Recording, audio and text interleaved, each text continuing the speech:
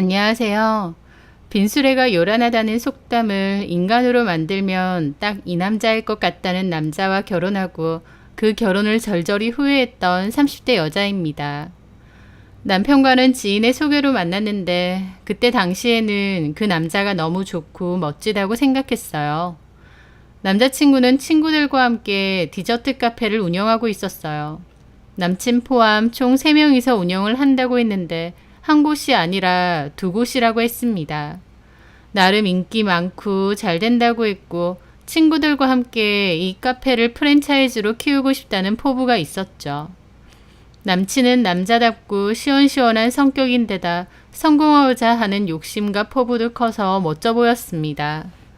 돈도 시원시원하게 잘 쓰는 데다 그 전에도 사업을 여러 번 했어서 그런지 다양한 경험도 많고 뭐든지 진취적이고 적극적이었어요.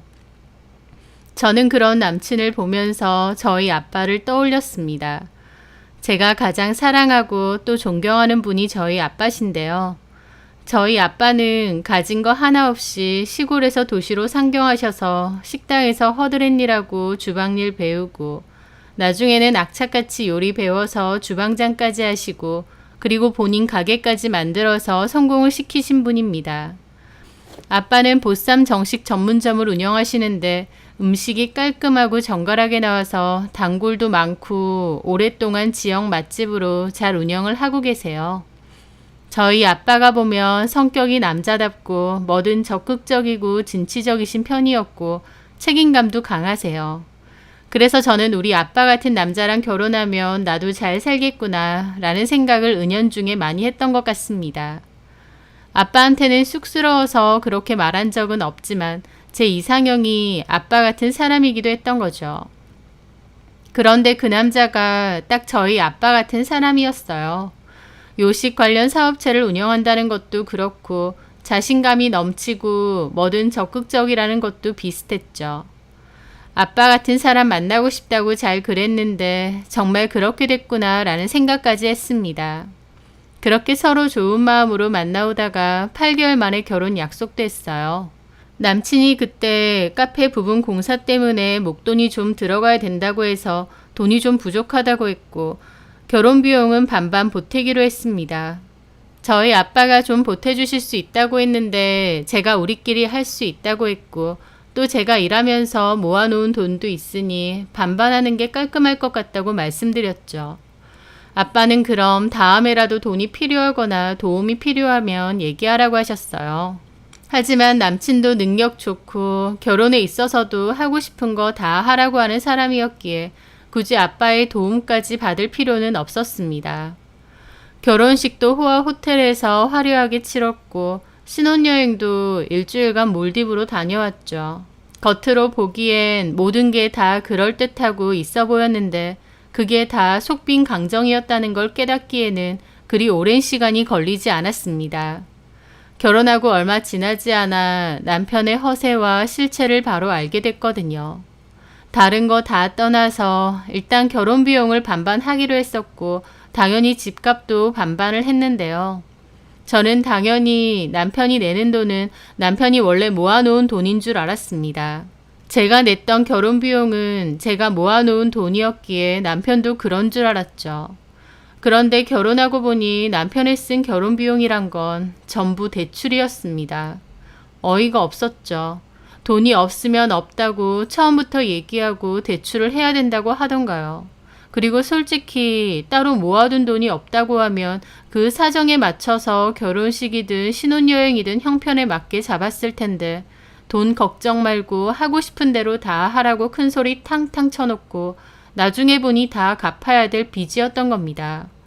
한마디로 저는 그간 모아놓은 돈을 결혼 비용으로 냈는데 남편은 그게 전부 빚이어서 갚기는 같이 갚아야 되는 실정이 됐던 거예요. 너무 어이가 없고 속은 기분까지 들었는데 남편은 도리어 자기가 다 갚을 거니 저한테는 신경 쓰지 말라고 큰소리 치더군요. 제가 어떻게 신경을 안 쓸 수 있겠나요? 결혼해서 부부가 되면 경제적인 것도 공유해야 하고 빚에 대한 부담은 당연히 저도 생길 수밖에 없는 건데요. 하지만 남편이 워낙 큰 소리를 쳤고 운영 중이던 카페도 매출이 좋다고 했으니 어련히 알아서 하겠지 생각했습니다. 그런데요, 더 황당한 건 따로 있었습니다. 장사가 잘 돼서 2개나 운영한다는 그 카페는 알고 보니 2곳 다 폐업 직전일 정도로 장사가 잘 안 됐었거든요. 손님이 아예 없는 정도는 아니지만 일단 가게세가 워낙 비싼 곳인 탓에 그 정도 매출로는 가게세 내는 것도 버거울 정도였던 거죠. 심지어 그걸 남편 혼자서 운영하는 것도 아니고 친구들 둘이나 공동사장이 더 있잖아요. 가게세 내고 얼마 되지도 않은 남은 매출을 3등분을 해야 되니 한마디로 남편이 벌어오는 돈은 거의 없는 수준이었던 겁니다. 그럼 여태까지 어떻게 그런 생활을 유지했냐고요? 그 전에 벌어놓은 돈 까먹거나 야금야금 카드 돌려막고 대출 쓴 거더라고요. 그런 식으로 그 허세와 허영을 떨었던 겁니다. 결혼하고 나서 남편의 진짜 실체를 알게 되고 저도 기가 막혔죠. 남편의 카페가 그렇게 매출이 안 좋다는 걸 결혼 전엔 몰랐냐고요? 네, 저는 솔직히 몰랐습니다. 일단 남편의 카페는 굉장히 목이 좋은 곳에 위치해 있었는데요. 제가 연애할 때도 이런 데는 가게세가 정말 비쌀 것 같다고 했었어요. 남편도 한다는 말이 가게는 목이 반이라며 몫이 안 좋으면 다른 게 다 필요 없다고, 괜히 비싼 돈 주고 이런 자리를 하는 게 아니라고 하더라고요. 너무 자신만만하게 얘기하길래 그 정도 비싼 세가 감당이 될 정도로 매출이 좋구나 생각했는데 알고 보니 전혀 아니었던 거죠. 게다가 남편과 동업자인 친구들은 마케팅 비용도 엄청 쏟아부었다고 했어요. 비싼 돈 주고 인플루언서들 초대하고 블로그 마케팅하고 체험단 쓰고, 그렇게 홍보를 하면 당장은 바짝 잘 되지만 결국 그 후에는 팔이 날리고 그런 식으로 반복되었습니다. 왜냐면 남편의 카페는 길게 봤을 때 경쟁력이 별로 없었거든요. 커피 맛도 그저 그렇고 인테리어도 중구난방인데 음료와 디저트 가격만 비싸고 이거다 싶은 시그니처 메뉴가 있는 것도 아니었고요. 한마디로 남편이나 친구들이나 겉보기에는 좀 그럴듯하게 꾸며놨지만 실상은 잘 될 만한 구석이 별로 없었던 겁니다. 저는 남편의 말만 듣고 카페가 너무 잘 돼서 2호점까지 낸 줄 알았는데 그것도 다른 지점에 내면 좀 잘 될까 싶어서 무리해서 연 거더라고요. 그렇게 남편의 카페는 홍보로 반짝했다가 다시 손님이 없어지고 또 홍보로 반짝했다가 없어지는 그 과정을 반복하다가 결국은 폐업했습니다. 저랑 결혼하고 1년 반 만에 폐업한 거였죠. 카페를 그렇게 말아먹고 남은 건 빚밖에 없으면 정신을 차려야 되는데 남편은 차라리 잘 됐다고 했습니다. 친구들이랑 같이 동업을 했지만 사실 별로 잘 맞지 않았고 그 친구들 때문에 가게가 잘 안 된 것도 있다면서 탓을 하더라고요. 이렇게라도 정리를 해서 다행이라고 했죠. 남은 빚 중에 남편 몫은 시부모님이 갚아주셨어요. 시부모님도 돈이 많고 여유가 많아서 갚아준 건 아니고 노후 자금을 땡겨서 갚아주신 거죠. 그것만 봐도 부모님께 죄송하고 정신 차려야 되는데 또 사업을 하겠답니다. 자기는 늘 사업만 했던 사람인데 이제 와서 취업할 수도 없지 않냐면서요. 사실 그건 맞는 말이었어요. 취업을 하려고 하면 취업에 관련된 준비가 되어 있어야 하는데 남편은 20살 때부터 이것저것 장사를 했기 때문에 취업에 관련된 준비는 전혀 안 되어 있었거든요. 그렇게 남편은 이번엔 온라인 마케팅 업체를 운영해 보겠다고 했습니다. 자기가 그동안 장사하면서 마케팅 업체를 많이 썼기 때문에 어느 정도 연줄도 있고 방법도 다 안다면서요. 그리고 아는 형님이 그런 일을 했었는데 그 형님하고 같이 해보면 될 것 같다고 했죠. 친구들과 동업으로 사업 망하고 다시는 동업 안 하겠다더니 또 동업 소리를 하는 겁니다. 저는 그건 아닌 것 같다고 남편을 만류했지만 남편은 같은 소리만 계속했어요. 자기는 취업을 안 해봤고 사업밖에 안 해봤기 때문에 사업 안 하면 뭘 하겠느냐고, 집에서 놀고 먹는 수밖에 더 있냐고요. 저는 차라리 아버님이 작은 목재 공장을 운영하시는데 거기서 일을 해보라고 했습니다. 하지만 남편은 그런 데서 일하는 건 폼도 안 나고 자기 적성에도 안 맞는다며 죽어도 안 갈 거라고 하더라고요. 남편은 정말 그놈의 허세가 골수까지 스며든 사람이었습니다.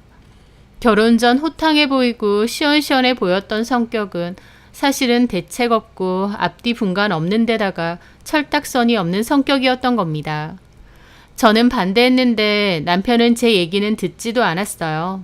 게다가 사업 자금이 필요하니까 저 몰래 저희 아버지까지 찾아갔더라고요.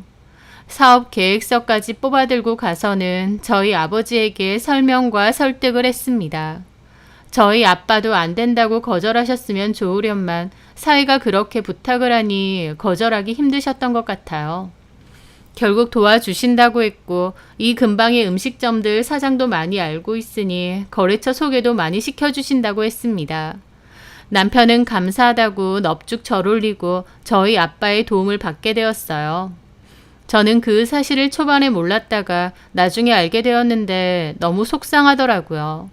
어떻게 우리 집에까지 손을 벌리려고 하나 싶고 부모님께도 죄송했죠. 하지만 아빠는 남자가 뭘 해보려고 하면 도와줘야 된다고. 이번에는 양서방이 정말 자신 있어 하고 열심히 해보려고 하니까 한번 믿어주자고 했습니다. 아빠가 그렇게까지 말하시니 저도 어쩔 수 없다고 생각했어요. 남편이 저러는 게 싫으면 저도 결국 이혼밖에 방법이 없는데 저도 이혼까지 하고 싶지는 않았습니다. 어쨌든 본인도 뭔가 해보려고 하고 노력하니까 그걸 인정해주고 믿어주자라고 생각을 했죠. 그렇게 남편은 두 번째 사업을 시작했습니다. 남편은 성공하겠다는 일념 하나로 열심히 영업을 하고 다녔어요. 저희 아버지가 아는 식당 사장님들이 많다 보니 아버지가 연결해준 거래처가 대다수였죠. 다 저희 아버지를 믿고 저희 남편과 계약을 했던 겁니다. 남편은 초반에는 굉장히 의욕적이었고 열심히 하는 듯 했어요. 그 모습을 보며 저도 남편이 더 잘할 수 있게 응원해 주겠다고 생각했습니다. 하지만 저희 아빠 도움으로 시작부터 거래처가 많았고 어려움이 없이 시작했다 보니 바로 게으름을 피우기 시작했습니다. 남편이 다른 건 몰라도 적극적이고 성실한 줄 알았는데 본인이 대단히 노력하지 않아도 저희 아빠가 도와주고 거래처가 많이 있다 보니 일은 뒷전이고 놀러 다니기 바쁘더라고요. 이런 일들일수록 거래처 관리도 잘하고 신규 거래처도 잘 늘려가야 하는데 남편은 저희 아빠만 믿고 손을 놓고 있었던 거죠. 점차 거래처 관리도 잘 안 되고 마케팅에도 소홀하다 보니 당연히 거래처들도 하나둘씩 떠났습니다. 믿고 사람들 소개해준 저희 아빠를 봐서라도 남편은 더 열심히 해야 했는데 다 떠먹여준다 생각하니 오히려 해이해진 거죠. 저는 그런 남편에게 몹시 실망했습니다. 저희 아빠를 봐서라도 더 열심히 해야 하는데 어떻게 이럴 수가 있나 싶었죠. 그맘때가 결혼 3년차 정도였는데 결혼 초반까진 아이도 빨리 가질 생각이었어요. 하지만 책임감 없고 허세에만 잔뜩 찌들은 남편의 실체를 알게 되면서 아이는커녕 결혼에 대한 깊은 회의감까지 가지게 되었죠. 큰 소리 탕탕 치고 아는 척 잘난 척이나 할 줄 알지 뭐 하나 제대로 하는 게 없었습니다. 생활비는 고사하고 돈 사고나 안 치면 다행이겠다 싶은데 고작 3년이었지만 저는 빠르게 지쳐갔고 내가 뭐 때문에 이 결혼 생활을 계속 유지해야 되나 현타가 많이 오더라고요. 그러는 와중에 남들 눈을 신경 많이 썼던 남편은 SNS에 제 사진을 잘 올렸습니다. 엄청 사이좋고 다정한 부부인 척 하는 사진도 많이 올리고 저한테 이것저것 고가의 선물을 잘 해주는 것처럼 보이는 사진도 많이 올렸죠. 가정에 충실한 사랑꾼인 척도 하고 싶어하고 아내에게 이것저것 잘 사주는 능력자인 척도 하고 싶었던 것 같아요. 남들 눈에는 그럴듯해 보이고 싶어하고 있어 보이고 잘나 보이고 싶어하는 게 몹시 강한 사람이었어요. 실체도 없이 있는 척 잘난 척만 하니까 남편이 이해도 안 되고 한심하게 느껴질 때가 많았죠. 두 번째 사업을 유지라도 잘했으면 모르겠는데 결국 아빠가 소개해준 거래처들 하나둘씩 다 떠나고 신규 거래처는 거의 없다시피 하고 두 번째 사업도 몹시 어려워졌습니다. 직원까지 있었는데 직원 월급 줄 돈까지 없어서 저한테 빌릴 정도였죠. 결국 꾸역꾸역 유지하다가 사업을 정리했고 사무실도 내놓더라고요. 저는 남편에게 진지하게 어쩔 생각이냐고 했는데 답도 없는 남편은 또 새로운 사업 구상만 하고 있었습니다. 사업병이라는 게 이렇게 무섭구나 싶더라고요. 저는 남편에게 한 번만 더 사업 어쩌고 하면 진짜 이혼할 거라고 했고 남편은 자기를 못 믿어주네 서운하네 그러더군요. 그 일로 대판 싸웠어요. 남편은 왜 자기를 못 믿어주냐는데 솔직히 믿을 구석이 어디 있다고 남편을 믿어주겠나요? 성실함도 책임감도 끈기도 없는 남편을 말이죠. 그 일로 남편과 사이도 안 좋아지고 저도 너무 힘들었는데 저희 부부 사이의 문제를 알게 된 아빠가 저를 불러서 그러시더라고요. 아빠네 식당 분점을 낼 생각인데 그 분점을 양서방이 맡아서 하면 어떻겠냐고요. 가게 관리만 하면 되는 거니까 괜찮지 않겠냐고 하시면서요. 저는 남편이 성실하지도 않고 책임감도 별로 없는데 어떻게 믿고 아빠 가게를 맡기겠냐고 했어요. 하지만 아빠는 그 와중에도 저희 남편을 믿어주셨습니다. 직접 처음부터 하는 사업도 아니고 가게 분점을 맡는 거니까 양서방도 얼마든지 잘할 수 있을 거라고요. 저는 솔직히 실망도 너무 많이 하고 성격적으로도 이해가 안 되는 부분이 많아서 이혼까지 생각한다는 얘기를 아빠에게 했는데요. 아빠는 양서방이 외도나 도박처럼 중대한 잘못을 한 것도 아니고 집단에는 잘해보려고 했는데 잘 안 된 거라면서 본인 스스로가 가장 힘들 수도 있다고 남편 편을 들어주셨죠. 그래도 사람은 착하고 너한테도 잘 하려고 하지 않느냐며 이혼까지 생각하지 말라고 하셨어요. 그러면서 또 괜히 사업한다고 하는 것보다 차라리 내 밑에서 월급 받는 게 양서방도 낫고 너한테도 낫지 않냐고 하시더군요. 아빠는 남편과 제가 싸우는 이유가 결국 남편의 사업병 때문인데 그걸 해결해주면 다 좋아지지 않겠느냐는 생각이셨습니다. 어쨌든 아빠는 저희 남편을 믿어주고 기회를 주려고 하신 것 같았어요. 그 모든 것 결국 딸인 저를 위해서 그러시는 거였겠죠. 저는 이 얘기를 남편에게 전했고 남편은 역시 장인어른이라면서 자기가 진짜 잘해보겠다고 했습니다. 남자는 자기를 믿어주는 사람을 위해서 목숨도 바친다는 소리까지 하면서 장인어른에게 실망시키는 일 없이 잘 해보겠다고 했어요. 저희 아빠도 잘해보라고 했고 본점으로 와서 교육부터 받으라고 하셨죠. 남편은 자기가 본점보다 분점을 더 키울 거라고 또 허세 가득한 소리를 하더라고요. 막말로 저희 아빠가 분점을 아예 준 것도 아니고 직함만 사장 주고 관리만 하라는 건데도 마치 자기 가게가 된 것 마냥 김칫국을 제대로 마시더라고요. 어쨌든 남편은 그렇게 교육을 받고 새로 오픈한 분점에서 일을 시작하게 되었습니다.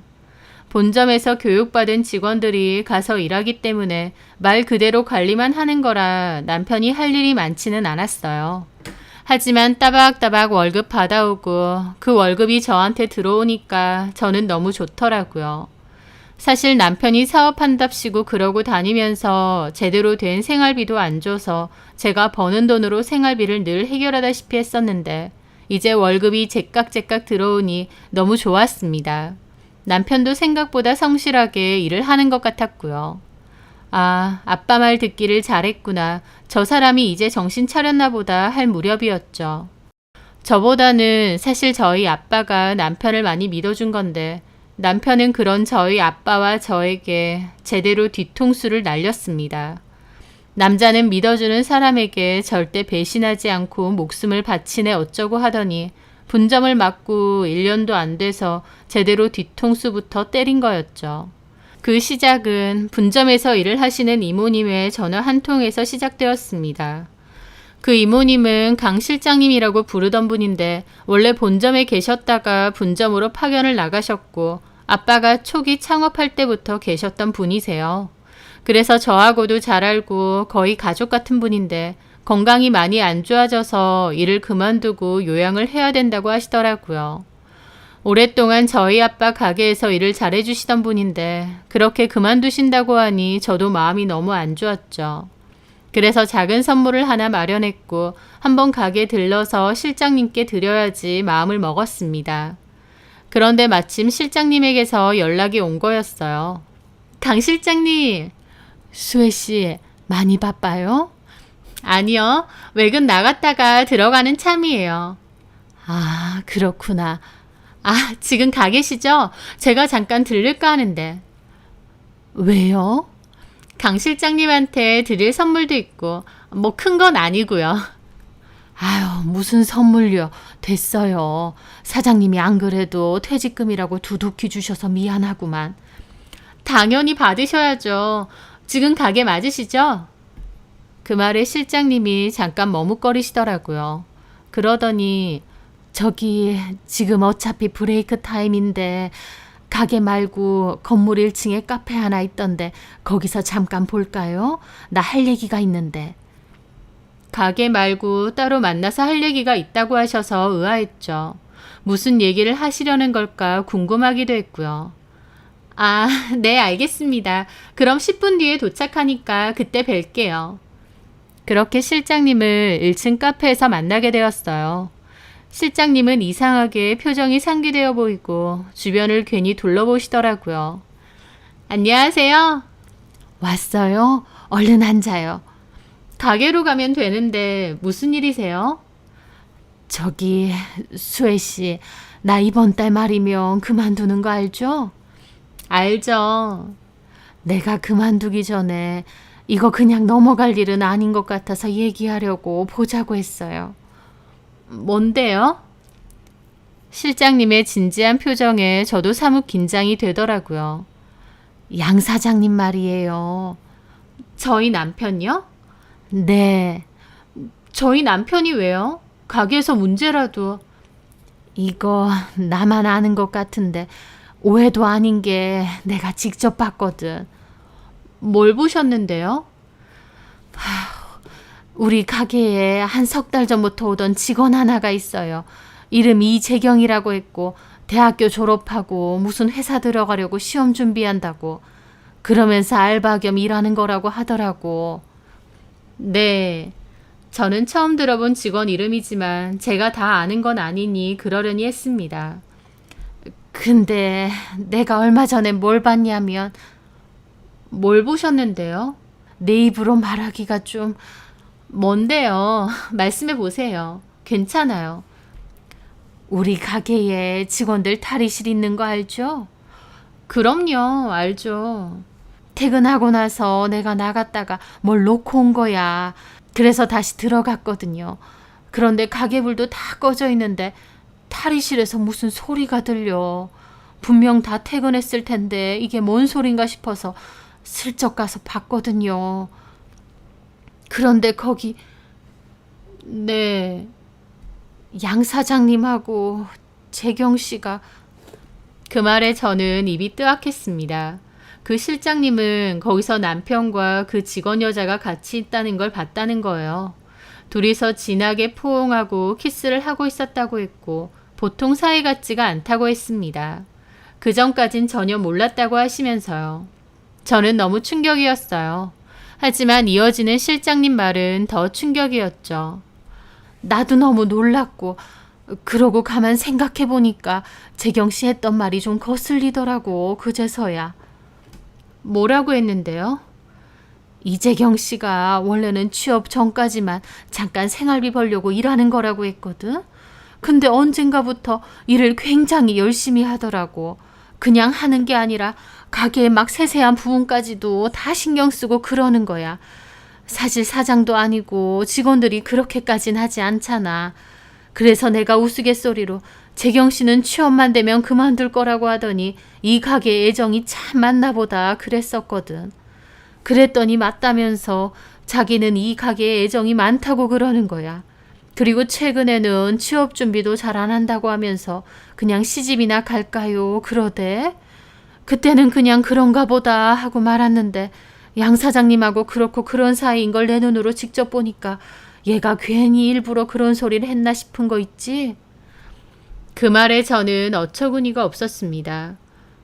그러니까 저희 남편하고 그 이재경 씨라는 직원이 그렇고 그런 사이고 뭐 나중에 본인이 그 가게 안주인 자리라도 차지하겠다 그런 뜻으로요? 모르긴 몰라도 약간 그런 뉘앙스로 말했던 것 같은 거야. 이제 와서 보니까. 어린 게 당돌하기도 하지. 하여튼 이건 내가 직접 본 거라서 소문도 아니고 나는 이걸 얘기해줘야 되나 말아야 되나 정말 고민 많이 했거든. 사실 스쳐 지나가는 바람인 거면 내가 괜히 얘기해서 분란 만들고 가정 파탄나게 만들어서 좋을 게 뭐가 있어. 나도 괴롭지. 근데 그 후로도 가만 보니까 재경 씨 하는 짓이 사장님하고 보통 사이 같지는 않더라고. 그래서 수혜 씨도 알 건 알고 있어야 되지 않나 싶어서. 실장님의 말에 저는 허탈한 웃음이 나왔습니다. 남편이 바람을 피웠다는 얘기를 듣는데 분노보다는 웃음이 먼저 나왔어요. 속으로 이 인간이 아주 가지가지 하는구나 싶었던 것 같아요. 저는 실장님께 알겠다고 했고 그 길로 회사로 돌아왔습니다. 생각지도 못한 얘기를 들은 거라 당연히 일도 손에 잡히지도 않고 머릿속이 복잡했습니다. 남편이 사업병에 걸려서 사업 말아먹고 다니고 대책이 없다는 생각은 했었지만 그래도 딴짓하고 다니고 여자 문제 만드는 인간인 줄은 몰랐는데 기가 막혔죠. 그것도 다른 데도 아니고 무려 장인어른 식당에서 말이죠. 그 식당에서 일하는 다른 직원분들 다 나랑 친하다는 걸 알면서 이런 짓을 대담하게 벌이다니 멍청한 건지 뻔뻔한 건지 아니면 자기 딴엔 잘 속이고 있다 생각한 건지 저는 남편이 바람을 폈다는 것보다 나를 이렇게 기만하고 저희 아빠까지 뒤통수 쳤다는 사실이 더 열받더라고요. 솔직히 길게 생각할 것도 없었습니다. 정말 식당 직원하고 바람을 핀 거면 볼 것도 없이 갈라서겠다 마음 먹었습니다. 이미 남편의 책임감 없는 태도와 숱한 거짓말들 때문에 정이 많이 떨어진 상태였는데 바람까지 피는 거면 이혼밖에 답이 없다 싶었죠. 어떤 정신머리여야 장인어른 식당에서 직원하고 바람을 필 수 있는 건지 정말 남편을 이해할 수가 없었습니다. 저는 그날 무슨 정신으로 퇴근 시간까지 있었는지도 모르겠어요. 눈물이 나거나 슬픈 것보다 내가 왜 이 남자랑 결혼했을까라는 생각을 많이 했던 것 같아요. 결혼 전에 보였던 그 자신만만한 모습, 뭐든지 할 수 있을 것 같던 그 남자다운 모습, 저는 그 모습에 콩깍지가 제대로 씌었던 것 같습니다. 남편은 그냥 남들 보는 눈에 정말 신경을 많이 쓰는 사람이었고 스스로 포장을 잘하는 사람이었어요. 주변 사람들은 남편이 굉장히 애처가에 능력도 좋은 사람인 줄 알지만 실상은 사업한답시고 매번 말아먹고 큰 소리만 탕탕 치더니 이제는 바람까지 피우는 거였습니다. 그래도 한때는 뭐라도 해보려다고 저렇게 됐구나. 본인도 뭔가 해보려고 하는데 잘 안 되는 거구나 싶어서 안쓰러운 마음도 없지 않아 있었어요. 하지만 제가 그렇게 생각한 게 무색하게도 남편은 가게 여직원이랑 무려 가게 안에서 바람을 피고 있었던 겁니다. 더 이상은 같이 살 이유가 없다라는 결론을 바로 내렸습니다. 제가 생각해도 놀라울 정도로 빠른 판단이었죠. 하지만 이혼을 할 때 하더라도 책임 소재는 확실히 해야겠다고 생각했어요. 저는 실장님을 통해서 그 여자 정보를 받았습니다. 이력서가 있다 보니 그 여자에 대한 정보를 아는 건 어렵지 않더라고요. 이름, 연락처, 주소 등등 소송을 대비해 다 모아놨죠. 저는 최대한 남편 앞에선 티내지 않고 조용히 증거를 모으기 시작했습니다. 실장님이 직접 목격하긴 했어도 증거가 있는 건 아니니 제가 모아야 했죠. 저는 조용히 남편의 블랙박스와 폰 등을 뒤져가며 증거를 모았습니다. 남편은 제가 알 거라고는 생각도 못해서 폰을 아무렇게나 잘 뒀고 그 여자랑의 대화 등도 철저하게 지우진 않았더군요. 그게 참 어처구니 없으면서도 한편으론 나한테 잘된 일이구나 싶었습니다. 그렇게 저는 외도 증거를 차곡차곡 모았어요. 그러면서 알게 됐는데 그 여자도 보통은 아니더군요. 순진하고 어린 여자를 저희 남편이 말빨로 꼬신 줄 알았는데 그 여자애도 상당히 여우더라고요. 어차피 시험 준비해도 잘 안 될 것 같기도 한데 저희 남편이 운영하는 장사 잘 되는 가게가 있다 보니 차라리 저희 남편을 꿰차는 게 나을 것 같다는 판단을 한 것 같았습니다. 저희 아빠가 사위 면세워주려고 따로 월급 사장 얘기 같은 건 안 했기에 직원들도 그냥 남편을 사장이라고 하고 대했거든요. 그 여자애도 저희 남편이 그냥 사장인 줄 알았던 것 같았죠. 남편은 그 여자한테 어차피 집에 가도 저랑 얘기도 안 한다느니, 정도 없다느니, 잠자리도 안 가져서 애도 없다느니 하는 소리를 잘 떠들었고, 그 여자애는 와이프 정리하고 나랑 살자. 내가 가게 일 도와줄 테니 같이 운영하자는 소리도 곧잘 했더라고요. 남편도 좋다고 하고 있고요.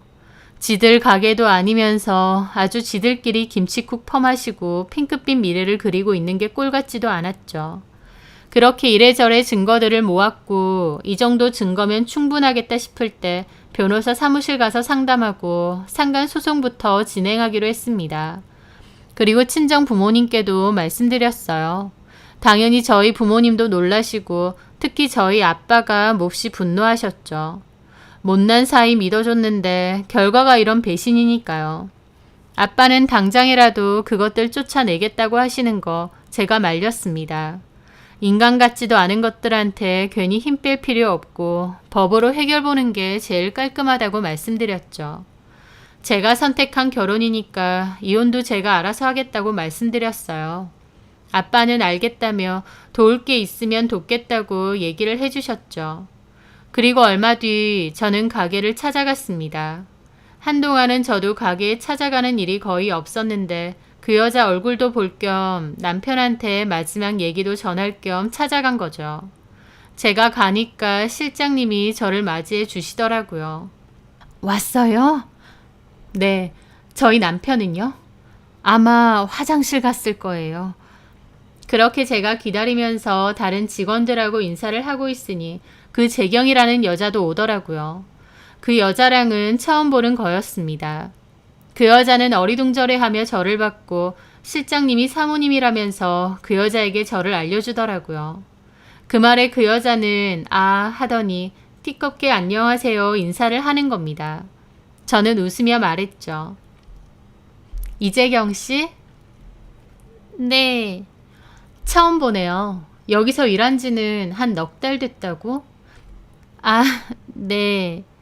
나 누군 줄 알죠? 네. 내가 누군데요? 제 물음에 그 여자는 황당한 표정을 짓더라고요. 사모님이시라고. 맞아요. 그러면 내 남편이 유부남인 건 잘 알고 있겠네요. 그 말에 그 여자는 눈빛이 조금 달라지더라고요. 제가 뭔가를 알고 묻는다는 걸 눈치챈 것 같았죠. 예단 빌라 살죠? 부모님이랑. 그 말에 그 여자는 어떻게 알았냐는 표정을 짓더라고요.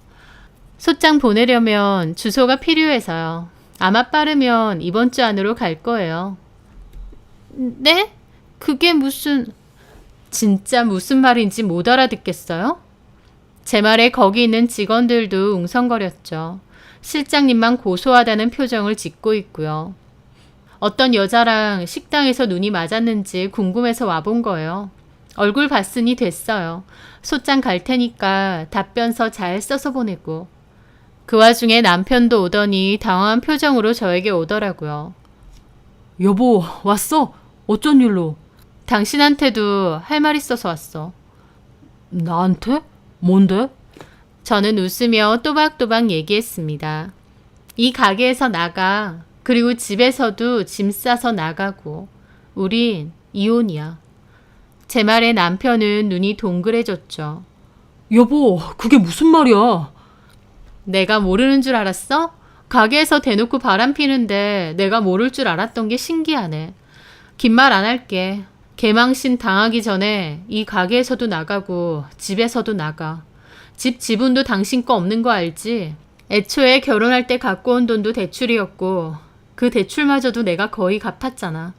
사업병 걸려서 돈 말아먹고 다닐 때 내가 묵묵하게 일해서 생활비 벌고 대출 갚고 그랬는데 그 최후가 이런 거구나. 당신한테도 소장 갈 거야. 위자료 낼 준비하고 다시 한번 말하지만 우리는 이혼이야. 남편은 얼굴이 새하얗게 질리더라고요. 여보, 뭔가 오해가 있나 본데. 네가 이 여자랑 나눈 대화 내가 다 봤는데 오해는 뭔 오해야. 게다가 얼마나 발정났는지 가게 안에서까지 뒹굴었다면서. 아니야, 나 그런 적 없어 여보. 일단 우리 얘기를 좀 하자. 이러지 말고. 나랑은 더 이상 할 얘기 없어. 할 얘기 있으면 이 여자랑 해. 앞으로 나랑 헤어지고 이 여자랑 잘 해봐야 될 테니까. 이봐요, 이재경 씨. 내 남편 너 가지세요. 참, 근데 둘이 대화하는 거 보니 나 이혼시키고 네가 이 가게 관리하겠다 어쩐다 그랬지? 이 인간이 뭐라고 했는지 모르겠는데 이거 우리 아빠 가게야. 이 인간은 그냥 월급 받는 월급 사장이고 이 인간이 입을 참 잘 털었어. 되게 있어 보이게. 너도 그거에 속았나 본데 원래 사기꾼들이 입을 잘 털거든. 너 무슨 회사 들어가기 전까지만 여기서 일한다고 그랬지? 상간 소송까지 당한 것도 기록에는 남을 텐데 나중에 취업에는 문제 없을까 모르겠네. 물론 그 머리로 취업이 될까는 모르겠지만. 하여튼 내가 이혼해 줄 테니까 이 남자하고 미래 계획 잘 그려봐요. 참고로 이 남자 사업병 장난 아니고 답도 없거든.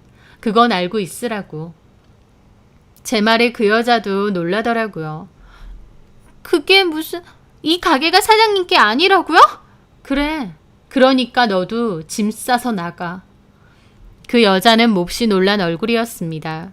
제가 상간소송했다고 할 때보다 더 놀란 얼굴이었죠. 사장님, 저한테 얘기한 거랑 다르잖아요. 이 가게 사장님 거라면서요.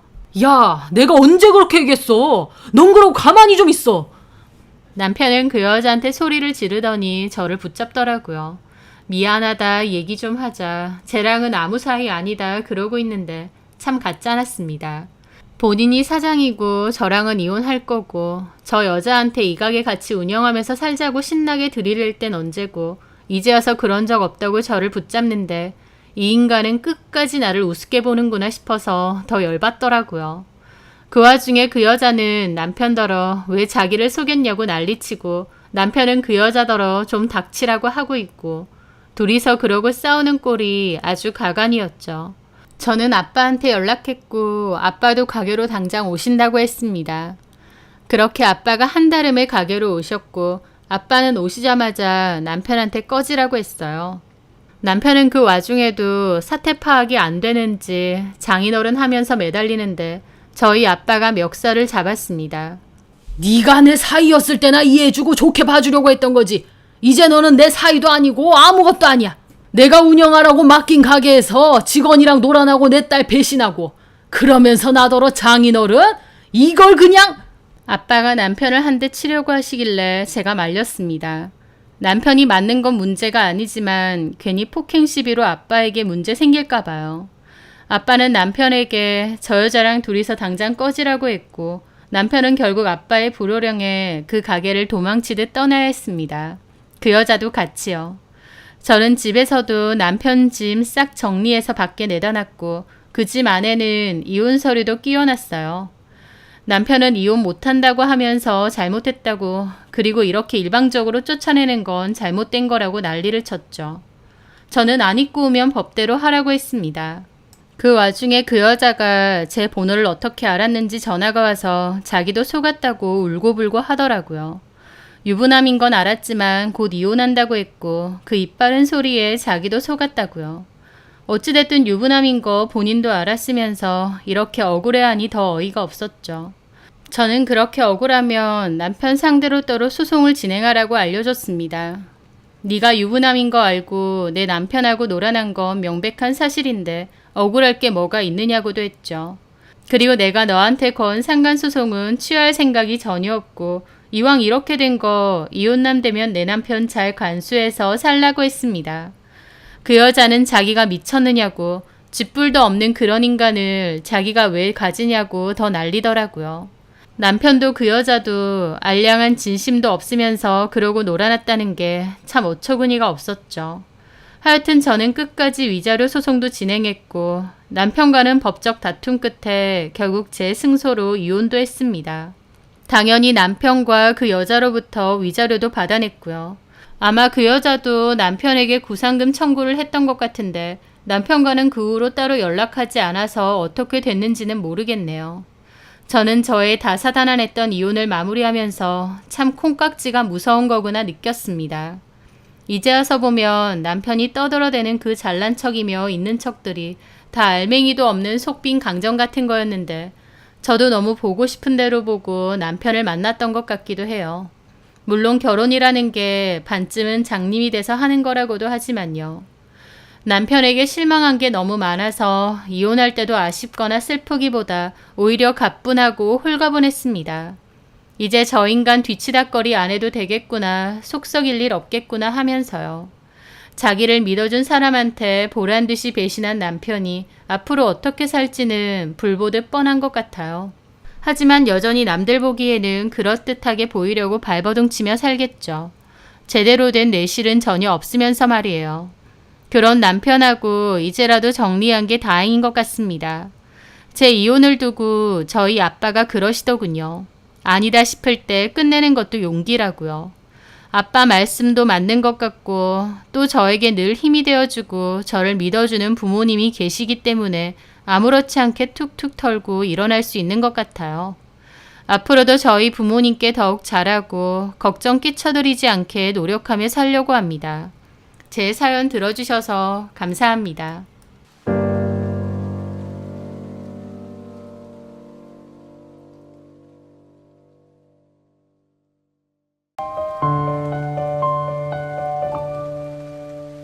안녕하세요.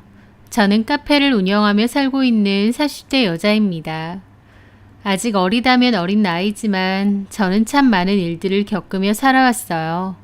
그래서 한때는 나 같은 사람을 두고 팔자가 세다는 건가 라는 생각도 했었죠.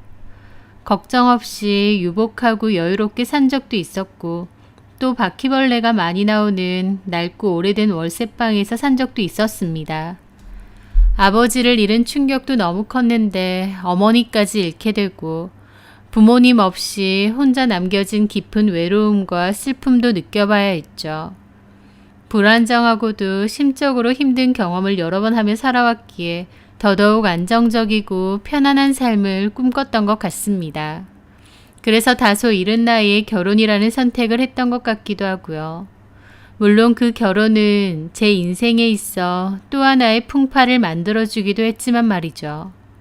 저에게 어떤 일이 있었는지 그 이야기에 대해서 말해보려고 이렇게 사연을 보내봅니다. 저는 어렸을 때 꽤 유복한 환경에서 자랐습니다. 아버지는 공장을 운영하셨고 엄마는 사설 복지센터를 운영하셨어요. 아버지 공장이 잘 되어서 금전적으로도 여유가 있는 편이었고 또 성품이 곱고 좋으신 부모님 밑에서 잘 배우며 행복하게 커왔죠. 저희 부모님은 참 배울 게 많은 분들이셨어요. 아빠는 공장 직원분들을 살뜰히 잘 챙기셨고 가족처럼 생각하셨습니다. 엄청 큰 공장이나 대기업은 아니지만 그래도 연봉이나 보너스도 잘 챙겨주시려고 노력했고 그 외에 직원들 필요한 부분들을 신경 쓰고 챙겨주시려고 노력하셨죠. 덕분에 저희 아빠 공장에는 다 오래 일하신 분들밖에 없었고 가족들끼리도 다 친하게 잘 지냈었습니다. 저희 엄마는 사설 복지센터를 운영하시고 따로 봉사활동도 자주 하셨어요. 엄마는 저에게 사람은 다 서로 돕고 사는 거라는 얘기를 잘 하셨습니다. 지금은 우리가 여유가 되니 형편이 어려운 사람들을 돕는 거고 또 나중에는 우리가 도움을 받아야 될 수도 있는 거라며 서로 좋은 마음으로 돕고 사는 게 가장 좋은 거라고 하셨죠. 안타깝게도 제가 부모님과 연은 짧았지만 그래도 저에게 살아가면서 꼭 알아야 할 옳은 것과 좋은 것들을 많이 알려주신 최고의 부모님이셨습니다. 제가 중학생 됐을 무렵에 엄마는 한 여자분을 저희 아빠 공장에 취업시키셨어요. 그분은 엄마가 복지센터 운영하면서 알게 된 분인데 폭력적인 남편으로부터 겨우 도망친 분이었습니다. 엄마가 그 남자로부터 벗어날 수 있게 많이 도와드렸던 모양이더라고요. 저는 그분을 은정 이모라고 불렀습니다. 사실 말이 이모지 저하고는 13살 정도 차이였으니까 큰언니뻘 정도기도 했어요. 하지만 그냥 부르는 호칭으로는 이모라고 불렀죠. 은정 이모는 부모님도 안 계시고 사정이 여의치 않았기에 저희 엄마가 아빠 공장에 취업도 시켜주시고 숙식도 마련해 주셨었죠. 그분이 처음에 일도 잘 못하고 적응도 잘 못하셨어요. 하지만 저희 엄마가 많이 도와주셨고 저도 오며 가며 은정이모와 자주 마주치면서 친해졌습니다. 나중에는 저랑 꽤 많이 친해져서 은정이모 숙소에 놀러 간 적도 많아요. 은정이모는 처음에는 어색해하고 낯도 많이 가렸지만 막상 친해지고 보니 성격이 밝고 재밌고 똑똑한 사람이었습니다. 그렇게 함께 잘 지내면서 아빠 공장에서 4년 정도 일을 했었는데 어느 날 친오빠가 있는 인도네시아로 가게 되었다고 하더라고요. 결혼 때문에 친오빠랑 연 끊고 살다가 다시 연락이 되었는데 오빠가 인도네시아에서 자리를 잘 잡았으니 오라고 했다면서요. 정든 은정이모랑 헤어진다고 생각하니 섭섭하기도 했지만 또 다른 나라에 가서 새로운 인생을 시작한 이모를 응원하기도 했습니다. 저희 가족 전부 다요. 이모가 출국하기 전날 저희 가족들과 식사를 했고 이모는 저희 부모님과 제 선물도 하나씩 주었습니다. 백화점에서 샀다며 꽤 고가의 브랜드 옷을 선물했었고 저희 엄마는 이렇게 비싼 걸 왜 사왔느냐고 그랬죠. 은정이모는 눈물을 훔치며 저희 가족들에게 그동안 너무 고마웠다고 마음으로는 더 좋은 걸 해드리고 싶었다고 했습니다. 자기한테는 저희 가족이 친정이나 다름없었다며 덕분에 너무 행복하게 잘 지냈다고 했죠. 그 나라에 가서도 연락 자주 할 거고 저희 가족 전부 한번 놀러 오시라고도 했습니다. 저희 가족들도 새로운 시작을 앞둔 은정이모를 응원했고 행복을 빌었습니다. 그렇게 은정이모는 인도네시아로 떠났고 그 후로도 한 번씩 연락이 왔었어요. 잘 지내고 있다고요. 저희 보고 시간 마련해서 한번 놀러 오라고 했고 저희 가족도 그러겠다고 했습니다. 하지만 결론적으로는 은정이모를 만나러 여행을 갈 순 없었습니다. 왜냐면 그 다음 해에 아빠 공장에 큰 화재가 일어났거든요. 공장 3분의 1을 태울 정도로 큰 화마였습니다. 그 화재로 인해 저희 가족들의 삶도 많이 달라졌어요. 아빠는 손해가 극심했는데 법적 문제가 있어서 보상도 제대로 못 받았습니다. 아빠는 공장을 다시 살려보고자 백방으로 노력했지만 잘 되지 않았던 것 같고 그 일로 스트레스가 너무 심해서 반년 만에 머리가 다 새어버리셨죠. 그 후에 작은 공장을 임시 운영하기도 했지만 빚도 많이 생기고 직원들도 많이 떠나고 몹시 힘들었습니다. 안 좋은 일은 연달아 온다더니 아빠는 그 일로 상심을 크게 겪으시다가 결국 쓰러지기까지 하셨어요. 그 후 병원에서 몇 개월 지내시다가 결국은 돌아가셨죠. 아빠가 돌아가신 일은 엄마에게도 저에게도 정말 청천벽력 같은 일이었고 그때가 저희 가족에게 가장 힘든 때가 아니었나 싶습니다.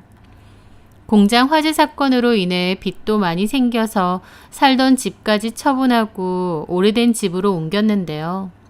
그 집은 구석지고 볕이 잘 안 들어서인지 바퀴벌레가 너무 나와서 집에 들어가기 싫을 정도였습니다. 엄마도 갑자기 아빠도 돌아가시고 집안의 가장이 되셨으니 어깨가 무겁고 많이 힘드셨을 것 같아요. 그래도 엄마는 씩씩하고 밝게 잘 지내셨어요. 지금 생각해도 엄마가 참 대단하셨던 것 같습니다. 엄마의 밝은 모습 덕에 저도 그 힘든 상황을 그나마 유연하게 받아들인 것 같거든요. 저는 대학교 졸업할 때쯤 취업보다는 창업을 하고 싶었습니다. 창업을 하는 쪽이 제 적성에도 잘 맞고 돈도 더 잘 벌 수 있을 것 같았거든요. 꽃집을 할까 카페를 할까 고민을 했었는데 엄마가 카페가 좋을 것 같다고 해서 카페를 차리게 되었어요. 작은 동네 카페였는데 장사는 나쁘지 않았습니다. 초반 2년까지는 휴무도 없이 일을 할 정도로 카페 일에 매진을 했었어요. 최대한 돈을 많이 벌어서 엄마한테 드리고 싶었고 엄마 호강도 시켜드리고 싶었거든요. 그러던 와중 그 남자를 만났습니다. 그 남자는 건설회사에서 일하는 남자였고 지인의 소개로 만나게 되었어요. 그 남자는 저희 지역에서 1시간 반 정도 걸리는 타 지역에서 사는 사람인데 아파트 준공 때문에 여러 지역을 옮겨 다닌다고 하더라고요. 한 번 오면 2년 정도 지낸다고 했고요. 저는 그 남자가 좋았습니다. 성격이 너그럽고 따뜻한 사람 같았고 어른스럽게 저를 많이 챙겨줬어요. 그 남자를 보고 있자면 돌아가신 아빠 생각도 많이 났고 참 착한 사람이라는 생각이 많이 들었습니다. 그 남자와 저는 여느 연인들처럼 알콩달콩 사랑하며 잘 지냈어요. 그렇게 1년 정도 흐르고 그 남자는 원래 살던 지역으로 다시 돌아간다고 하더라고요. 이제 그 지역에 있는 아파트 공사를 맡아야 된다고 하면서요. 그러면서 저한테 결혼을 하자고 했습니다. 결혼을 하고 자기가 사는 지역에 함께 가자고 했어요. 본인이 청약받은 아파트도 있다고 하면서요. 저도 그 남자가 너무 좋았지만 이곳에서 운영하는 제 카페도 있고 또 엄마가 있기 때문에 섣불리 결혼해서 그 남자를 따라간다고 할 수가 없었어요. 물론 1시간 반 거리니까 엄청 먼 건 아니지만 어쨌든 제가 결혼하고 그 남자를 따라감으로써 포기할 게 많았으니까요. 그래서 결혼까지는 망설였는데 엄마는 제가 좋다면 따라가라고 아주 먼 거리도 아닌데 괜찮다고 엄마는 걱정 말라고 하시더라고요. 그래서 저는 오랜 고민 끝에 결혼해서 그 남자를 따라가기로 했습니다. 지금 하는 카페는 다른 사람에게 양도하고 그 지역에 가서 카페를 새로 차리기로 약속도 했고요. 그렇게 결혼 준비를 조금씩 하고 있었는데 그러던 와중 저희 엄마가 갑자기 돌아가시게 되었어요. 건강하셨고 건강 관리도 꾸준하게 잘 하셨었는데 어느 날 출근길에 심장마비로 쓰러지셨습니다. 하필이면 사람이 별로 없는 곳에서 쓰러지셨고 발견이 늦어져 그대로 돌아가시게 된 거였죠. 아빠에 이어 엄마까지 그렇게 갑작스레 돌아가시니 세상이 무너진다는 게 무슨 말인지 알겠더라고요. 정신없이 장례식이 끝나고 그 후 저는 1달 가까이 집에서 틀어박혀 지내면서 울고 또 울었습니다. 아빠도 허무하게 돌아가셨는데 엄마까지. 이런 법은 없다며 세상과 하늘을 원망했죠. 힘든 날들 보내고 저도 좀 자리 잡고 이제야 좀 편안해지기 시작했는데 우리 엄마 아빠 참 다른 사람들에게 잘하고 정직하고 착하게 잘 살아왔는데 왜 이렇게 허무하게 돌아가신 건지 세상이 너무 원망스럽고 눈앞이 컴컴했죠. 그런 저에게 많은 위로가 됐던 사람이 그 남자였습니다. 저는 집안에만 틀어박혀 지냈는데 죽이며 약이며 사들고 와서 저 돌보고 보살펴주고 산책 데리고 나가고 그때는 엄마를 잃은 슬픔이 너무 커서 그 남자의 정성이 보이지 않았는데 나중에 보니 참 고맙더라고요. 그러면서 저도 결혼에 대한 생각을 더더욱 확고히 했던 것 같습니다. 그전에는 좀 긴가민가 했다면 그 남자의 정성을 보며 마음을 다잡았던 거죠. 엄마 아빠가 내 곁을 떠났지만 그래도 이 남자가 나의 가족이 되어주겠구나 싶었던 것 같아요. 저는 그 후로 가게를 바로 정리했습니다. 그리고 결혼식을 올리고 난 뒤 그 남자를 따라 그 남자가 살던 지역으로 내려가게 되었어요. 그 남자가 청약을 해놨던 아파트가 있었고 거기서 새 살림을 차리게 되었죠. 그리고 저는 계획대로 곧바로 카페를 차릴 준비도 하려고 했습니다. 그런데 막상 결혼 후 내려가 보니 제 생각과는 다른 문제가 있었습니다. 무엇보다 신우의 알코올 중독이 제 생각 이상으로 꽤 심한 편이었어요. 남편은 신우가 좀 아프다, 우울증이 있어서 약을 먹는다 라는 얘기 정도는 저에게 했었습니다. 그리고 결혼 전에 한번 만났을 때는 그렇게 심하다는 생각이 안 들었는데요. 막상 알고 보니 우울증이 문제가 아니라 알코올 중독이 굉장히 심하더라고요. 성격도 술을 마시면 난폭해지고 술을 안 마시면 무기력하고 우울해 보였습니다. 제 생각 이상으로 상태가 너무 심했기에 저 정도 상태인 줄은 몰랐는데 생각보다 상태가 안 좋았죠. 알코올 중독이 심한 편이라 사회생활도 힘들었고 늘 집에만 틀어박혀 지냈습니다. 남편네도 아버님이 안 계셔서 신우는 어머님이 혼자서 전적으로 돌보는 상태였습니다. 그런데 결혼 전에는 그런 얘기를 안 했는데 막상 결혼하고 나니 은근히 어머님이 저에게 신우 뒤치다꺼리를 같이 하자는 식으로 잘 얘기를 하셨어요. 당신은 너무 지쳤다면서요.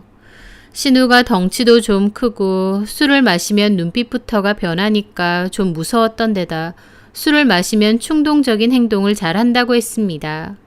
그냥 집에 혼자 내버려뒀다가 온 집을 난장판 만든 적도 있고 술에 취해서 집을 뛰쳐나가서 도로에서 굴렀던 적도 있다더군요. 그렇다 보니 집에서 누군가는 신우를 지켜봐야 했던 거죠. 그런데 어머님 혼자는 감당이 힘들 때도 많고 신우 때문에 기본적인 생활이 잘 안 되니까 은근 저한테도 자주 오라고 하고 신우 병원 가거나 어디 볼 일이 있으면 저한테 잘 맡기셨습니다. 저도 이제 한 가족이 되었으니 어느 정도는 도와드렸지만 한편으론 언제까지 다 큰 신우한테 이렇게 매달려야 되나 싶기도 하더라고요. 그렇잖아요. 애도 아니고 성인이고 어디 다른 곳이 아파서 간병하는 것도 아니고 알코올 중독 때문이라니요. 병원을 보내던지 치료를 적극적으로 받게 해야 하는데 가족들 모두 그냥 손을 놓고 방치하는 느낌이었습니다. 저는 남편에게도 얘기했죠. 아가씨 말이야. 언제까지 저렇게 집에서 술만 마시고 지낼 순 없잖아. 술을 저렇게 먹다가는 나중에 정말 큰일 나. 우리도 치료도 해보고 병원도 다녀봤어. 설득도 해보고. 근데 그래봤자 결국 돌아오더라고. 어쩔 수가 없어. 그리고 본인도 치료할 의지가 없고. 근데 어머님이 저렇게 다 큰 딸한테만 매여 있는 것도 안타깝고 병원 같은 데서 입원해서 집중 치료를 받는다던가. 그런데 남편은 제 말에 눈을 흘겨뜨더라고요. 그게 무슨 말이야. 어디 정신병동 같은 데에 쳐넣기라도 해야 된다 그거야? 아니, 무슨 말을 그렇게 해. 그게 아니라 어쨌든 알코올 중독 치료는 받아야 되는 거잖아. 그런 치료는 보통 입원해서 집중적으로 받으니까. 당신 말 섭섭하다. 소연이가 당신 동생이라고 해도 그렇게 말하겠어? 내 동생이었다면 나는 더 적극적으로 치료받게 할 것 같아. 당신은 동생이 없으니까 그렇게 쉽게 말할 수 있는 거겠지. 애가 우울증도 심하고 저렇게 힘들어하는데 우리 편하자고 병원에 그냥 입원시켜버리고 나 몰라라 하면 그만이야? 난 그렇게 못해. 그럼 어머님은? 자식인데 어쩔 수 없는 거지. 남편은 제 말에 몹시 기분 나빠했고 저도 더 이상은 얘기하지 않았습니다. 신우가 집중 치료를 받아야 될 상황인 건 남편도 잘 아는 것 같지만 병원 입원 얘기만 나와도 발끈하고 난리치더라고요. 가만 보면 남편 본인도 별다른 계획이나 방안도 없으면서 입원 치료에 대해서는 거부감을 느끼는 듯 했습니다. 그리고 그렇게만 보자면 남편이 되게 여동생한테 마음을 많이 쓰고 살뜰하게 마음을 쓰는 것 같았지만 실상은 별로 그렇지도 않았어요. 동생한테 별로 관심도 없고 본인이 뭔가를 나서서 하는 것도 없어요. 다 어머님한테 맡기던지 아니면 은근슬쩍 저한테 넘기면서 말만 저러는 거죠. 동생한테 그렇게 애정이나 관심이 많은 것 같지도 않은데도 병원 입원 치료는 절대 안 된다고 방방 뛰니 저는 좀 황당하더라고요. 게다가 동생 문제가 아니더라도 결혼하고 보니 남편은 결혼 전과는 다른 점이 상당히 많았습니다. 결혼 전에는 말도 다정하게 하고 착하고 참 인간성이나 성품이 좋아 보인다고 생각했어요. 저렇게 착한 사람이 있나 싶을 정도로요.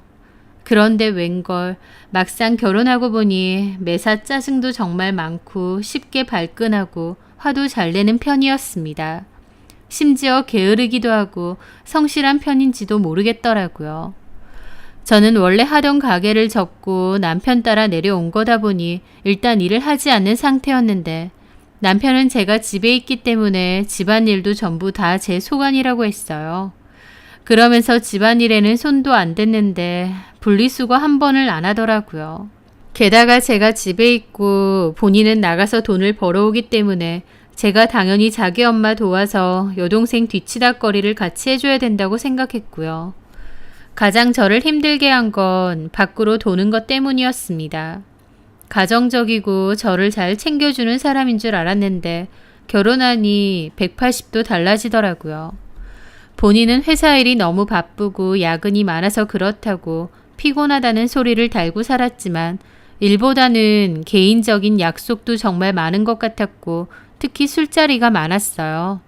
분명 말은 회사에서 늦게까지 야근을 하고 왔다는데 막상 와보면 술 냄새가 나고 어쩔 때는 여자 향수 냄새 같은 것도 나는 겁니다. 제가 어디서 술 먹었냐고 하면 일 힘들어서 끝나고 편의점에서 맥주 한 캔 먹었다고 그래요. 맥주 한 캔 먹었는데 왜 여자 향수 냄새가 나냐고 하면 엄한 사람 잡는다고 본인이 더 색 난리를 피는 겁니다. 그런 일이 반복되면서 신혼 기간임에도 남편과 제 사이도 별로 좋지는 않았어요. 남편 하나 믿고 일하던 가게 정리하고 타 지역으로 따라 내려온 건데 남편은 밖으로만 돌고 저를 무슨 집안일하는 식모 취급만 했으니까요.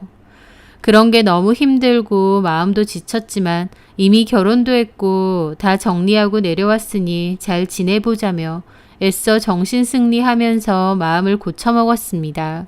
남편을 이해하려 노력했고 시댁 식구들에게도 잘하려고 했죠. 마음 한구석엔 내가 이러려고 결혼한 게 아닌데 싶으면서도 애써 그 마음을 누르며 살았습니다. 그러다가 그 일이 터진 거예요. 어머님이 갑자기 쓰러지셨는데 뇌졸중이셨습니다.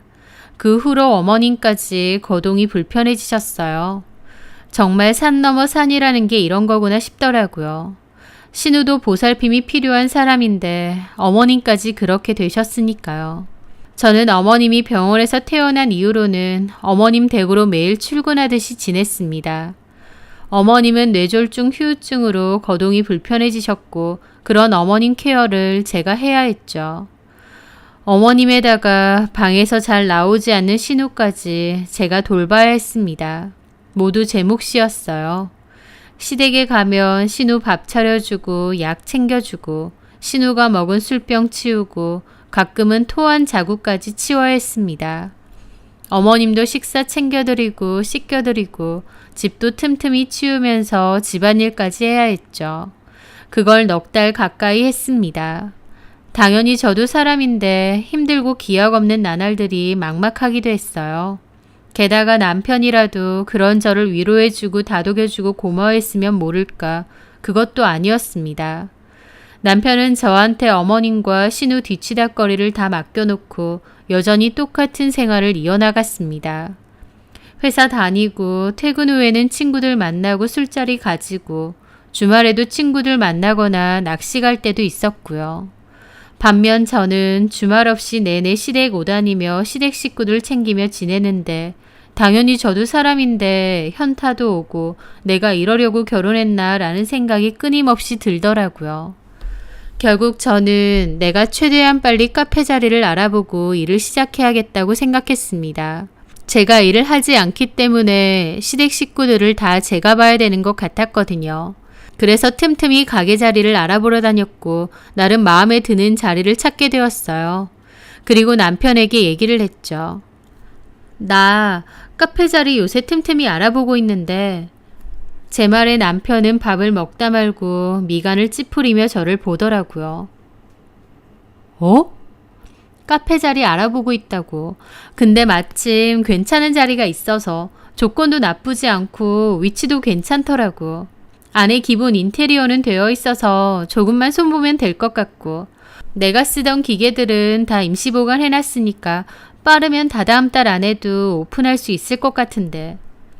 그런데 제 말에 남편은 심각한 표정을 짓더라고요.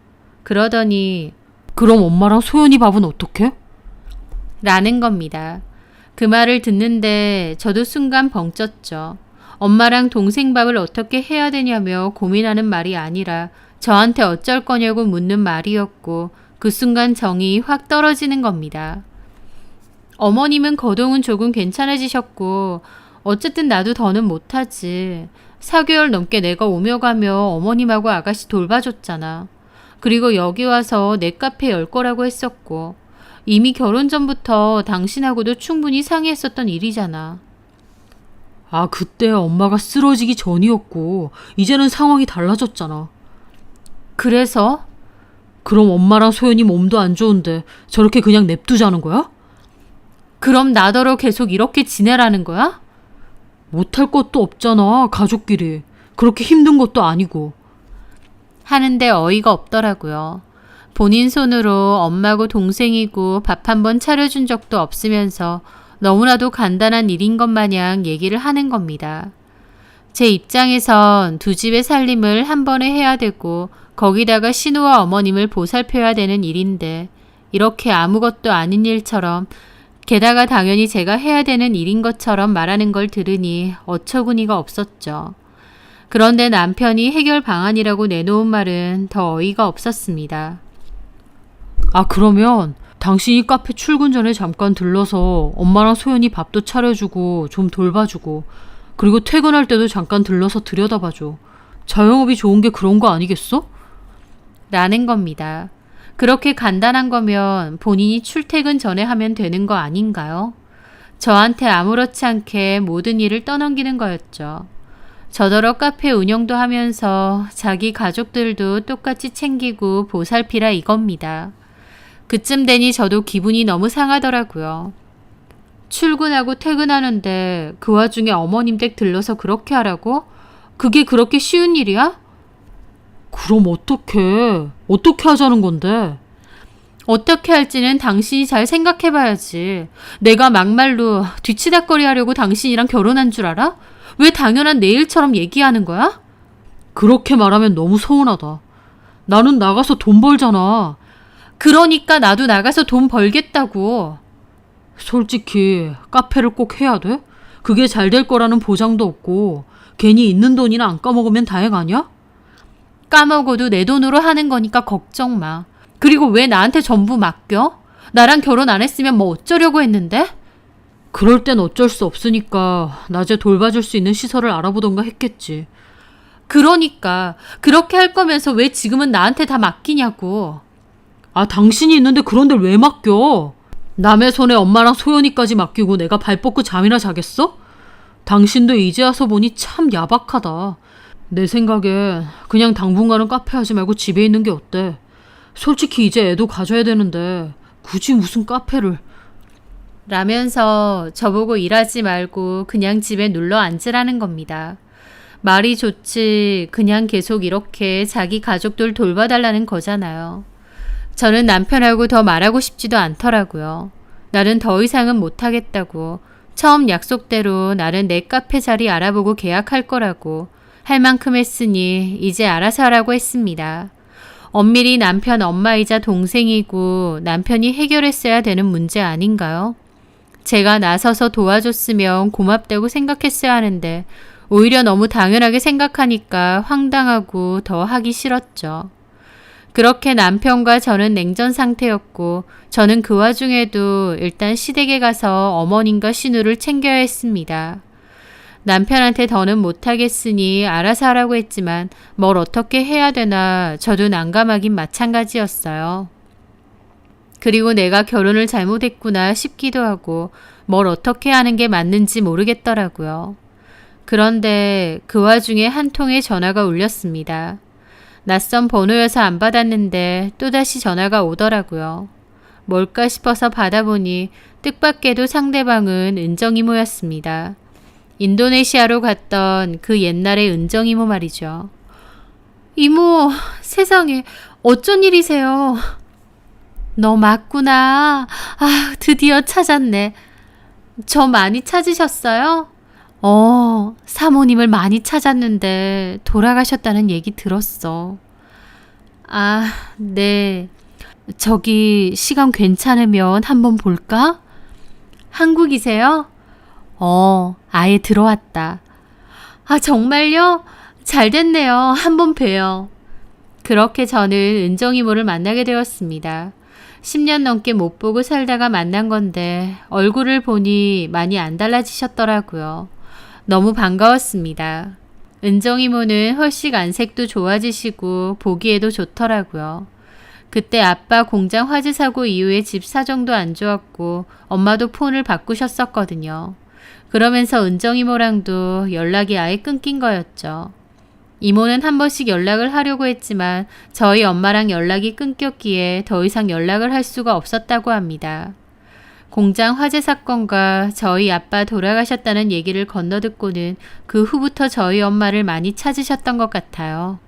그러다가 엄마까지 돌아가셨다는 거 알고 많이 놀라셨다더라고요. 수소문 끝에 제 연락처 알아냈고 이렇게 전화를 했다고 하시면서요. 은정이모는 엄마 얘기하면서 눈물까지 글썽이셨습니다. 자기한텐 친언니나 다름없는 분인데 돌아가셨을 때 장례식장에도 못 가봤다고 하면서요. 저도 그때 경황이 없고 인도네시아에 사는 은정 이모에게까지 연락할 생각은 못했던 것 같아요. 그날 이모랑 많은 얘기를 나눴고 이모는 저희 부모님이나 저나 자기한테는 친정이나 다름없지 않았냐고 저라도 이렇게 만나서 너무 기쁘다고 하시더라고요. 그러면서 저한테 어떻게 지내느냐고 했고 저도 결혼했다고 얘기를 했어요. 그러면서 이모에게 허심탄회하게 제 지금의 상황에 대해서 다 털어놓게 되었죠.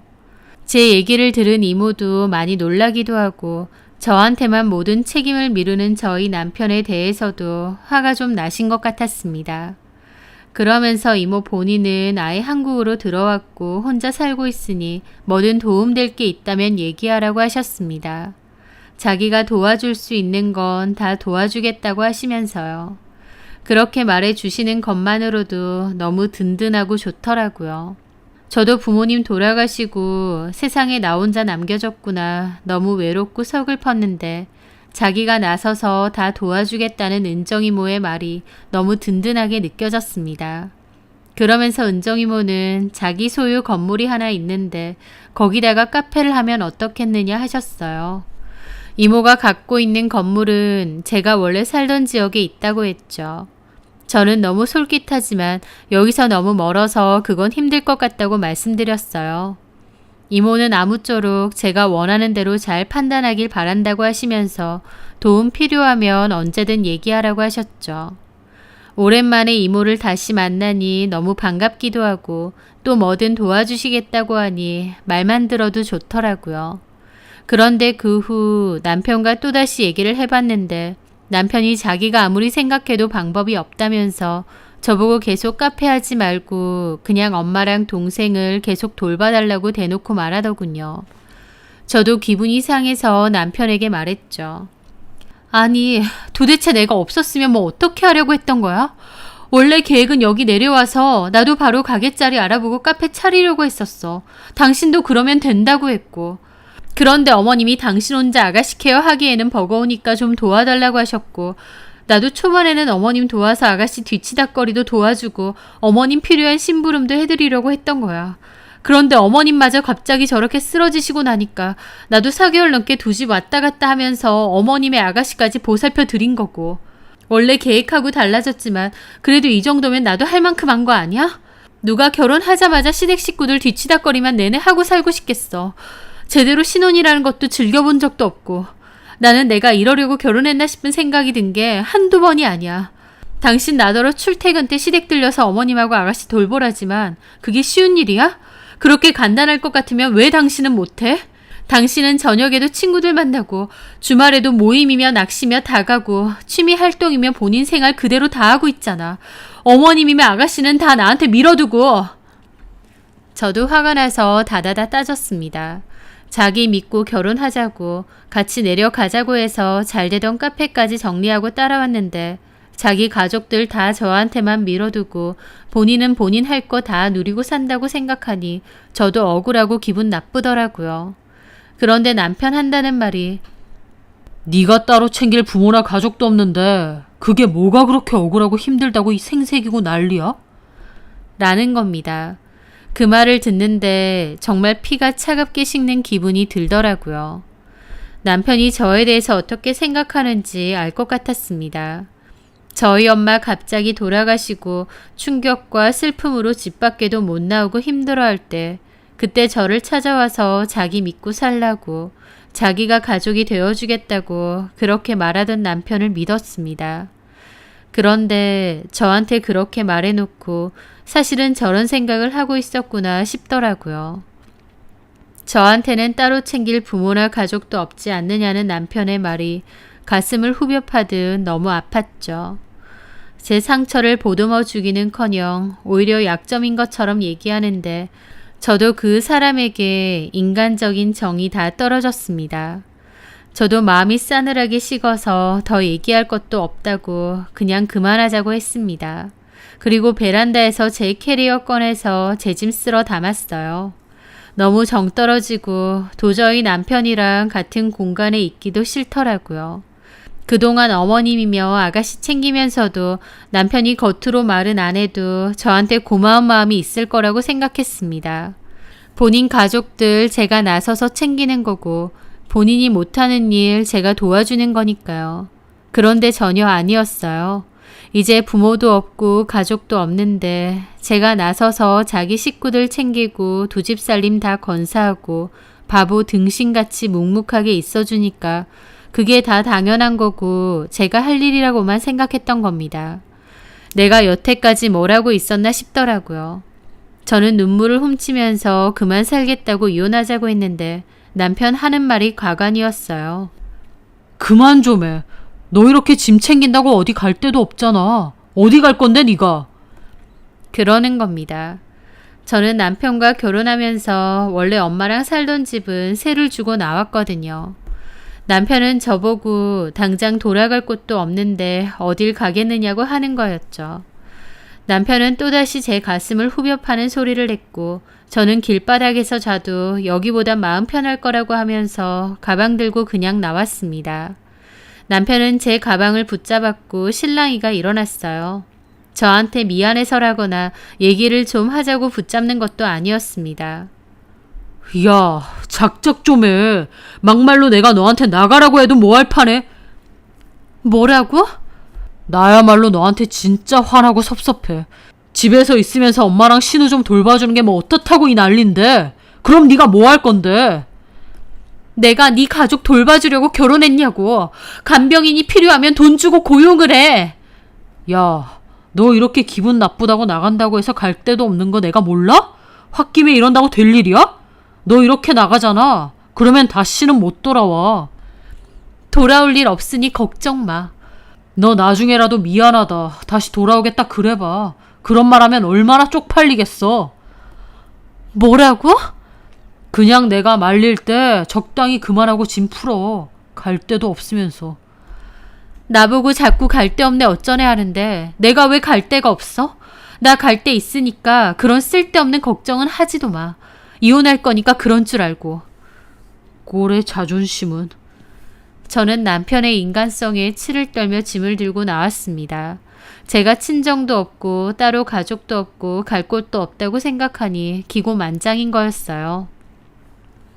나와서 생각을 해봤는데 저희 부모님 다 돌아가시고 제가 돌아갈 곳이 없다고 생각했기에 남편은 오히려 저한테 함부로 해도 된다고 생각했던 것 같더라고요. 그렇게 생각하니 너무 기막히고 치 떨리고 저런 인간이랑은 나도 끝이다 싶었죠. 저는 은정이모에게 연락을 했습니다. 이모에게 집을 나왔다고 했고 이모도 놀라서 당장 데리러 온다고 했죠. 그렇게 이모가 와서 저를 데리고 이모네 집으로 갔습니다. 이모는 인도네시아에 갔을 때 사업을 하는 친오빠와 함께 일을 했는데 사업이 잘 되면서 꽤 큰 돈을 벌었다고 했습니다. 현지 직원도 꽤 있어서 지금은 관리 정도만 하고 있고 이모는 인도네시아와 한국을 오며 가며 지낸다고 했죠. 그렇게 이모 혼자서 사는 집에 갔는데 크고 좋더라고요. 이모는 제 얘기를 듣더니 친정 엄마 마냥 같이 화내주고 안타까워 해주셨어요. 그리고 자기가 그때 한 말처럼 이제 자기가 도와주겠다고 하셨죠. 예전에 이모도 결혼 잘못하고 남편의 폭행 때문에 도망쳐 나왔을 때 저희 엄마가 도와주셔서 다시 일어날 수 있었던 것처럼 이제는 자기가 저를 도와줄 거라고 하셨어요. 저는 고맙다며 눈물을 글썽였습니다. 사실 저도 가게 정리한 돈도 있고 집세 받은 돈도 있긴 해서 구하려고 하면 당분간 지낼 곳은 얼마든지 구할 수 있는 상황이었어요. 하지만 너는 가족도 없지 않느냐, 기댈 곳도 없지 않느냐는 남편의 말 때문에 심정적으로 은정이모를 더 찾았던 것 같습니다. 나도 기댈 수 있는 사람에게 가고 싶었던 것 같아요. 이모는 그렇게 적극적으로 제가 살 집을 같이 구해주셨고 이혼 변호사 구하는 일에도 적극적으로 나서주셨어요. 그리고 이모가 소유하고 있는 건물이 하나 있는데 그곳 1층에 제 카페를 차리게끔 도와주셨죠. 그 건물이 크진 않아도 워낙 입지가 좋아서 세가 비쌌는데 이모는 세도 안 받겠다고 하셨어요. 하지만 아예 안 드리기는 그래서 시세보다는 훨씬 저렴하게 드리기로 하고 거기에 카페를 차리기로 했죠. 이모가 나서서 도와주고 챙겨주니 너무 감사하더라고요. 그렇게 저는 나와 살면서 남편에게 이혼 통보를 했고 남편은 어디 원룸 같은 데 구했느냐, 그런 데서 여자 혼자 살면 위험하다느니 개소리를 하더라고요. 그러면서 자기가 한 번은 이해해 줄 테니 돌아오라는데 이해는 개뿔, 자기 가족들 챙겨줄 사람 필요하니 오라는 것 같았죠. 저는 이혼하겠다는 내 말이 우습게 들리냐고, 협의 이혼 안 하면 소송할 거고 이미 변호사 상담도 마친 상태라고 알려주었습니다. 제가 이혼에 대한 생각이 확고하자 다급해진 남편은 얘기를 좀 하자며 저 있는 대로 온다고 했어요. 그렇게 남편과 밖에서 만나게 되었죠.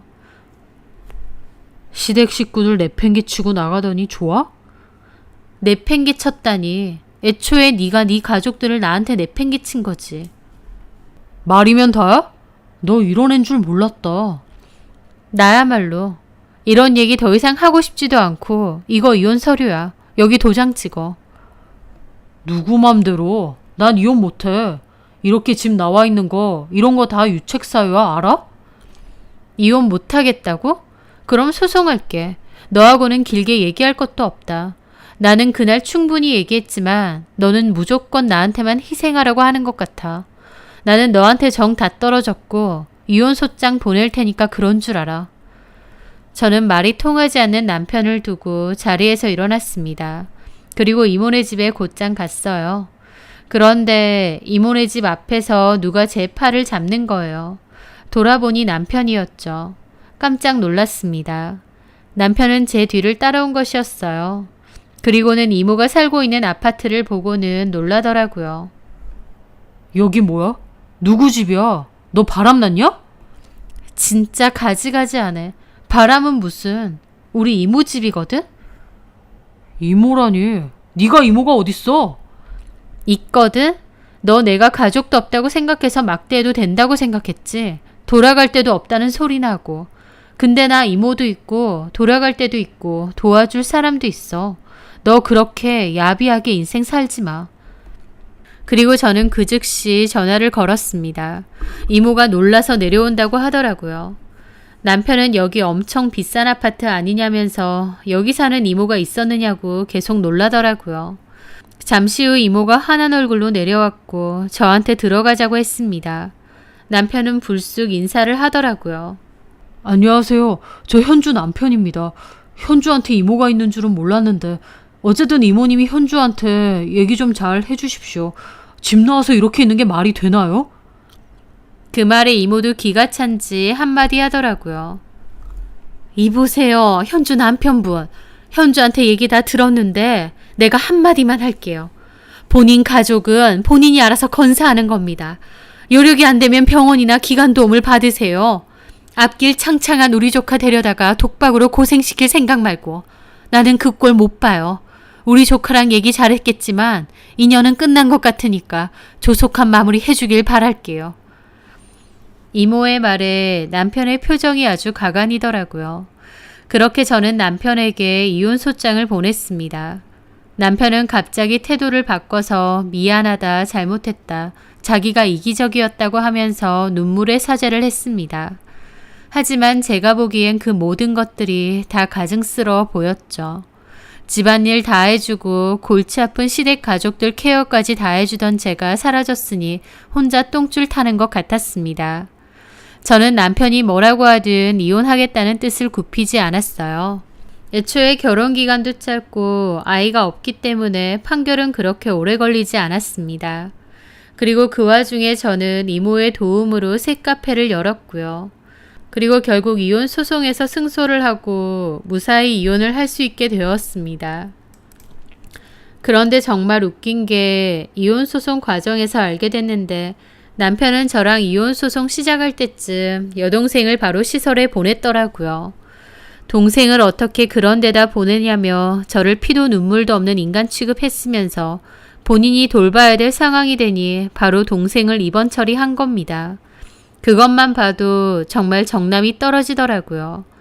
어머님은 후유증으로 거동이 여전히 안 좋은 상황이라 복지사가 오다닌다고 하는 것 같고요.